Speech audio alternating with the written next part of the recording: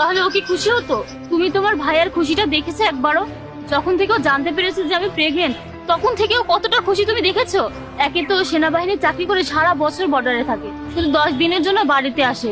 এই 10 দিনের মধ্যে আমি যদি ওর মনটা ভেঙে দিই তাহলে কেমন হবে বলো? সে কখনোই বাবা হতে পারবে না। এটা জেনে ওর কতটা খারাপ লাগবে তুমি জানো? আমি তোমার ভাইয়াকে কতবার বলার চেষ্টা করেছি, কিন্তু প্রত্যেকবার ভয়ে আমি কিছু বলতে পারিনি। আমি কিছু বলতে গেলে থতমত খেয়ে যেতাম। আমি তোমার ভাইয়াকে বলতে চেয়েছিলাম যে তুমি কখনোই বাবা হতে পারবে না, কিন্তু ভুল করে আমার মুখ থেকে বেরিয়ে গেছে যে তুমি বাবা হতে চলেছো। তুমি জানো কতটা খুশি হয়েছিল, যার জন্য আমি দ্বিতীয়বার ওকে বলতে পারিনি যে ও কখনোই বাবা হতে পারবে না।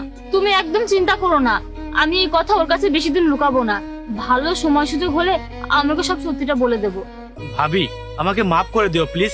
আমি বুঝতে পারিনি তুমি ভাইয়ার খুশির জন্য এত বড় মিথ্যা কথা বলেছো, কিন্তু কোনো ব্যাপার না, তুমি ভাইয়াকে সব সত্যটা বলে দিও। দেখো ভাইয়া তোমাকে